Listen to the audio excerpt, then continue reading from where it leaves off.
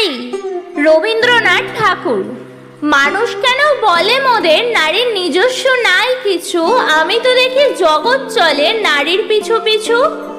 বাপের ঘরের লক্ষ্মী আমি, স্বামীর ঘরে অন্নপূর্ণা, ছেলের ঘরের জননী আমি, আমি ছাড়া সংসার অসম্পূর্ণা। আমার থেকে আপন করতে আর কি কেউ পারে? বাপের ঘরকে ছেড়ে এসো, পরকে বাঁধি ঘরে। গোত্র থেকে গোত্রান্তর যদিও আমি হই, তবুও যেন জননী রূপে সকল দুঃখ সই।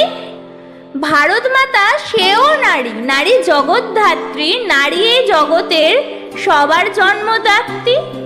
পুরুষতান্ত্রিক সমাজ তাই পুরুষকে বড় করে, জেনে রেখো সেই পুরুষকেই নারী গর্বে ধারণ করে। মহাকাল আমার পদতলে শায়িত চিরকাল, আমি ছাড়া এ জগৎ সংসার সবই হবে অচল।